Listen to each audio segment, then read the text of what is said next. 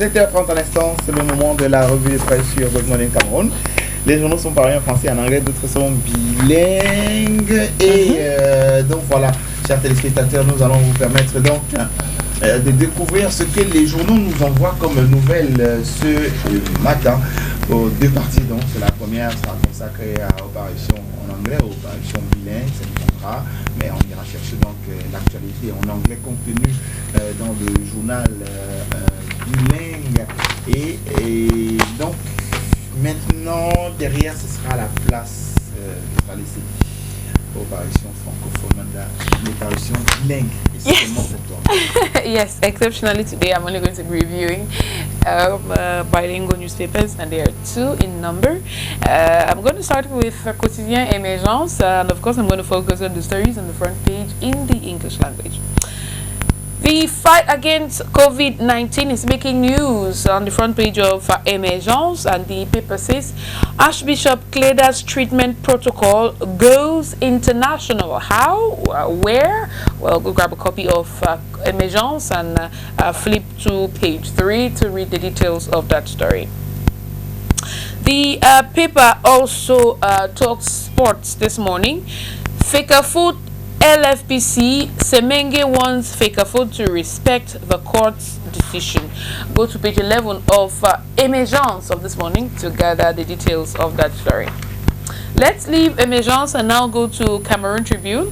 On the front page of Cameroon Tribune this morning, we read stabilization of car. Cameroon's 7th contingent on the way. The paper explains, it says the minister delegate at the presidency in charge of defense, Joseph Biti Asomo, on instructions of the head of state yesterday, September 15, 2020, handed the national colors to the soldiers in Mochembom East region. He prescribed discipline and professionalism. Well, go to page 4 and 5 of Cameroon Tribune today to get the details of that story. Union of Cameroon's Business Women. The paper says ultra-modern headquarters inaugurated. We read that the small and medium-sized enterprise minister Achille Basilikeng III cut the ribbon yesterday, September 15, 2020, officially opening the structure that will, among others, train young female entrepreneurs. Well, that's some good news for women in Cameroon. Go to page 12 of Cameroon Tribune to read the details of that story. And well, that's it for this quick first part of the press review of Good Morning Cameroon. This Wednesday morning, you know what to do to get the details of the stories, and so even have the newspapers that we weren't able to bring to you today. You go to a newspaper stand and grab yourself copies of these newspapers. Also, you can subscribe online and read. Time for us to now turn our attention to what the papers are saying in the French language. It's going to be the business of Christian Wome. Et voilà, donc nous commençons avec Cameroun Tribune qui consacre sa une ce matin aux manifestations annoncées par le mouvement pour la renaissance du Cameroun, la mise en garde du gouvernement.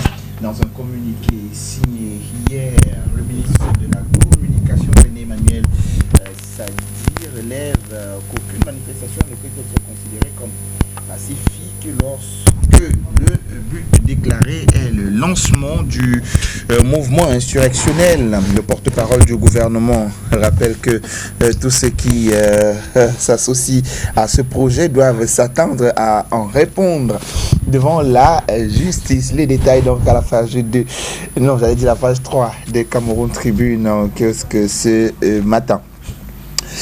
Et maintenant, on s'intéresse au Lion indomptable, donc Cameroun Tribune. Conseil Sao explique ses choix.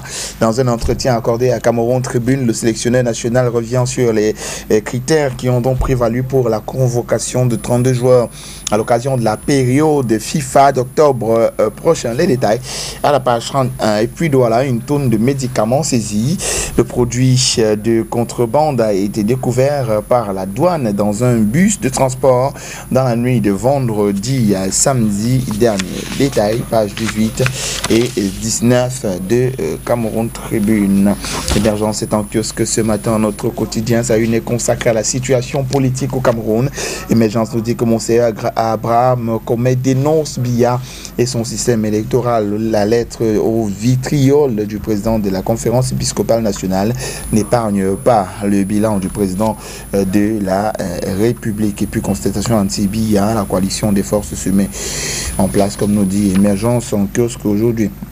Droit de pension à Germaine Aïdjo, maître à l'INSCOM, écrit à Chantal Biya. Allez lire les détails dans les colonnes d'Émergence en kiosque ce matin. Mutation est en kiosque aussi ce jour. Les régionales intéressent le journal. Attention, péage. La sélection des candidats au sein du RDPC est donc marquée par du chantage et des marchandages. La circulaire du président national et de la mise en garde du secrétaire général du parti ignoré. La page 8 et 9 de Mutation à plus 2 détails. Et puis climat sociopolitique, Monseigneur commet embarrasse le pouvoir. À la page 10, les détails s'y trouvent. Et à la page 11, du côté de l'extrême nord, les enjeux de la reconstruction s'y retrouvent. Le jour est en kiosque ce jour. Répression, le gouvernement promet d'écraser les manifestations. De nombreux communiqués sont signés dans ce sens. Les détails à la page 5 du journal. Et puis, pourquoi ils ont choisi d'aller au régional? C'est parti politique. La page 2 et 3 nous dresse la liste de cela et les raisons qui les y poussent. Choupo-Moting refuse de prolonger au Paris Saint-Germain. Les raisons également, vous les retrouverez à la page 12 du quotidien Le Jour qui est en kiosque ce matin. La Nouvelle Expression est aussi en kiosque. Manifestation du MRC, ça dit justifie les menaces et d'interdiction. Après les sorties des différentes personnalités, le ministre de la Communication, porte-parole du gouvernement, a fait un communiqué pour expliquer pourquoi les organisateurs de manifestations du 22 septembre ont déjà trahi leurs intentions d'organiser une insurrection pour chasser Paul Biya du pouvoir. Les détails à la page 2 de La Nouvelle Expression en petite fenêtre du journal. Cameroun, la démocratie confisquée, le constat est fait. D'après le journal, les formes instituées de la démocratie ne permettent plus aux revendications populaires de s'exprimer, sont passées par la violence. Et puis l'huile de palme, 200 000 tonnes d'importation par an. Le préfet de l'Océan a inauguré le lancement du projet agro-industriel du côté de Campo qui résout donc le déficit, qui va résoudre le déficit de production. Et dans la localité de Messamendongo, la vie après les casses, les victimes meurtries par les dégâts se lamentent.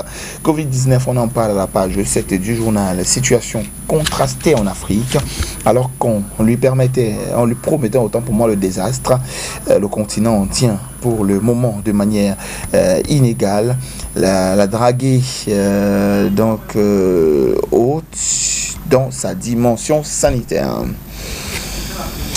Présidentielle ivoirienne, Ouattara affrontera 3 candidats. Le Conseil constitutionnel ivoirien a validé la candidature du président sortant. 3 autres candidats sortent du lot sur les 44 candidatures annoncées. Le Messager est en kiosque ce jour. Le journal de Puis-Ndiaoué consacre sa une à la réforme du code électoral. L'évangile selon Monseigneur Abraham Comé. Dans une tribune publiée lundi dernier, l'évêque de Bafan accuse le gouvernement ou la gouvernance actuelle, si vous voulez, d'être à l'origine de la détérioration des mentalités et exige même la mise sur pied d'un code électoral consensuel. La page 3 a plus de détails. Et puis Jean-Robert Wafodi, je cite à la page 11, Atangandi a outrepassé ses pouvoirs. Fin de citation. Pourquoi? Il faut lire donc dans les colonnes du journal pour en savoir davantage. Contentieux, à la page 12, la FECAFOOT. Bois du Noir du côté de Lausanne. Mieux comprendre cette actualité, il faut aller à la page 12. Une autre citation de Christian Djoko qui dit, je cite, l'anglocide est aussi un biaïsme pour l'universitaire. La fin de la guerre au nord-ouest et au sud-ouest ne se réduira pas à une simple affaire de reconstruction. On s'intéresse à l'économie maintenant avec le quotidien de l'économie, ou alors l'économie quotidien désormais, qui s'intéresse lui au tourisme ce jour, les chantiers de la relance post-Covid-19. La page 2 a plus de détails. Aviation civile, la direction de la SECNA échappe au Cameroun. La page 3 nous dit pourquoi. Et puis le journal qui s'intéresse aussi à l'aquaculture ce matin et nous dit que plus de 100 000 alevins distribués dans le maillot d'Anaï, certainement pour promouvoir cette activité-là. Connect to Recover, initiative de l'UIT pour accélérer la transformation digitale de l'Afrique. Jour de l'économie avec Ecofinance ce jour. Éco Matin, autant pour moi, le quotidien de l'économie et des finances, consacre à nos enseignements primaires et secondaires catholiques. Comment ils nous volent. Depuis son arrivée au Cameroun, l'Église catholique a toujours eu pour principe directeur de son déploiement la prédication religieuse et le développement économique, le sens de son implication constante dans le domaine social, dans la santé, mais surtout dans l'éducation. L'Église catholique, d'après Éco Matin, a de tout temps consenti d'importants investissements et a contribué à la formation des plus grandes élites du pays. Reste que depuis plusieurs années déjà, ce qui était jusqu'ici et où jusque-là une œuvre sociale ressemble de plus en plus à un business très lucratif avec des pratiques dénoncées par les parents d'élèves à la page 8, 9 et 10 de Éco Matin en kiosque aujourd'hui. 1 million d'enfants déscolarisés dans le nord-ouest, le sud-ouest et l'extrême nord. L'avenir de ces parties du pays en proie à des crises sanitaires, j'allais dire sécuritaires autant pour moi, peut-être sanitaires aussi, s'en trouve ainsi sérieusement hypothéqué. Et maintenant, on va s'intéresser à Repère, pour qui c'est l'information d'abord. Le journal, lui, s'intéresse aux manifestations du 22 septembre prochain dans le viseur d'Atangandi. Plusieurs visages donc des hommes politiques, de l'opposition et même hommes de droit, entre autres. Santé publique, la poliomyélite refait surface, c'est pas une bonne nouvelle ça. La page 9 nous en dira davantage et certainement comment s'en sortir. Et puis rentrée scolaire, les livres se font rares. Le journal nous mène donc une enquête qui est dévoilée à la page 9. Grand dialogue national, le pari de la paix par la concertation. Les détails à la page 8 du journal Repère. La météo Biebdo est en kiosque ce matin. Sa une est consacrée à la présidence de la République quand la rue devient le destinataire des courriers adressés aux gardes des Sceaux, pourtant estampillés confidentiels. Les très hautes instructions du chef de l'État à la chancellerie se retrouvent sur les réseaux sociaux et dans la presse. Généralement, bien avant même de parvenir aux légitimes concernés, l'oreille est sourde. Est-ce une manière de vouloir humilier ce fidèle de Paul Biya ou alors le signataire de ces lettres, Ferdinand Gongo, entendrait-il faire savoir à l'opinion que c'est lui, le vrai patron de la justice? Analyse à la page 3 du journal. L'œil du Sahel, le tri hebdomadaire d'information du Nord Cameroun, est en kiosque et lui s'intéresse au régional et à deux partis politiques, le RPC et l'UNDP.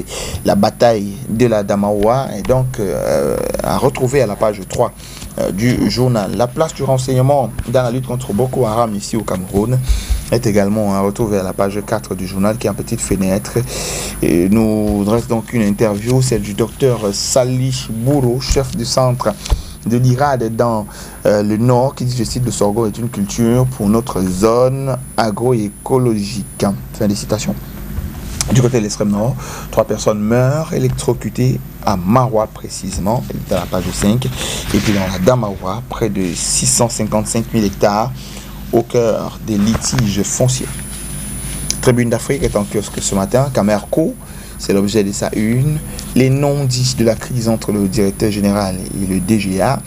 Les faits sont inédits et relèvent même d'une tragicomédie entre le DGA qui répond aux demandes d'explication et observations par les mêmes objets et le DG qui veille au respect de l'orthodoxie administrative. L'on ne sait plus où mettre la tête avec en toile de fond donc la complicité manifeste du PCA Jean-Ernest Ngalé-B. La page 6 et 7 a plus de détails. Et lire dans l'éditorial de Faustin Njikam à la page 3 du journal en kiosque ce jour. À l'UDC, les révélations de Cyril Sambaka sur les raisons de sa démission du parti sont à retrouver à la page 8 et 9. Et puis, Fédération internationale, Fédération ivoirienne de football, la quête tumultueuse de Didier Drogba pour accéder à la présidence du football ivoirien. Et le Mali intéresse Tribune d'Afrique en pied de une. L'ancien président Moussa Traoré est donc décédé. Kalara est en kiosque ce matin. Le journal l'hebdomadaire du monde juridico-judiciaire consacre sa une au ministère des Finances ce matin, avec Kalara cette fois. Démantèlement d'un autre réseau de faux rappels de salaire. La cellule informatique de la direction de la solde a encore indexé. Le prédécesseur et successeur d'Emmanuel Lebou interpellé. Des hommes en tenue, militaires, gendarmes, policiers, gardiens de prison et même enseignants toujours dans le coup. La liste intégrale des bénéficiaires du Mboma dans ce journal, à page 5. À plus de détails, pour le compresseur Edgar Alem Bengo, au centre d'une nouvelle affaire de corruption, déjà renvoyé en jugement pour des supposées malversations financières de 230 milliards de francs CFA. L'ancien MINDEF doit s'expliquer sur une autre opération d'achat d'armes avec des partenaires espagnols. Les détails dans les colonnes du journal, la page 4. Et Singan est en kiosque ce matin. Préparation des régionales et ici à la reconquête d'Union Ekele en mission commando dans le principal foyer de l'opposition dans le Grand Sud. Le président de la commission départementale de réception et d'analyse des candidatures du RDPC a privilégié la coalition et la conciliation au tapement et le consensus autour de la liste de son parti en consultant la totalité des conseillers municipaux du département. Football, comment Pierre Semengue savoure sa revanche. Vous allez en savoir davantage à la page 7 du journal. Le soir, le tri hebdomadaire est en kiosque ce matin. C'est une consacrée donc aux exclusions au sein du parti au pouvoir. Militant exclu du RDPC précisant. Saint-Éloi Bidon vomit des vérités inédites. Et donc, en rapport avec son exclusion pour avoir fait acte de candidature. D'après lui, émergence d'un mouvement entrepreneurial national, le GFAC se dote d'un nouveau siège ou alors d'un siège futuriste.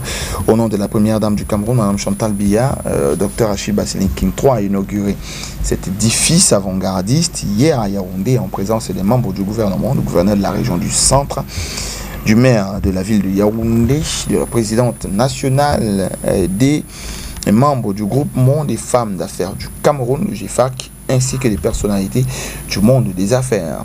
Les femmes du GFAC se sont dites plus que jamais déterminées à œuvrer ensemble pour hisser donc haut l'image et la voix du Cameroun dans les cénacles mondiaux des femmes d'affaires. Serge Hervé Ondoa, une valeur sûre de la République, qui est-il? Il faut aller lire la page 6 pour en savoir davantage. Et puis appel à l'insurrection, le gouvernement rappelle les dispositions de la loi.